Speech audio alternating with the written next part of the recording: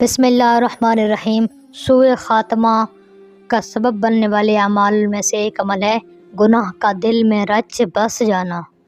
علماء نے لکھا ہے کسی گناہ کا دل و دماغ کے اندر رچ بس جانا یہ بھی انسان کے لیے بری موت کا سبب بنتا ہے۔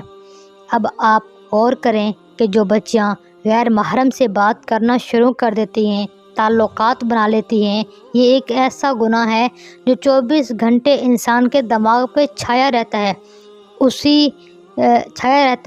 اسی کی سوچیں، اسی کا خیال، اسی کا تصور، اسی کی باتیں، حتیٰ کہ نماز میں کھڑی بھی اسی کی باتیں یاد آ رہی ہوتی ہیں۔ ایسے بندے کو جب موت آتی ہے تو اللہ تعالیٰ اس کو کلمے سے محروم فرما دیتے ہیں۔ یہ چند ایسے اعمال تھے جو گزشتہ ویڈیوز میں بتاتی آئی ہوں جن کی وجہ سے کلمے سے محرومی ہو جاتی ہے۔ اللہ تعالیٰ ہمیں ان برے اعمال سے محفوظ فرمائے اور جن اعمال پر جنت ملتی ہے ان کو بجا لانے کی توفیق عطا فرمائے۔ وآخر دعوانا ان الحمد للہ رب العالمین۔ امید کرتی ہوں آپ کو ہماری باتیں پسند آ رہی ہوں گی، ہمیں دعاؤں میں یاد رکھیے گا۔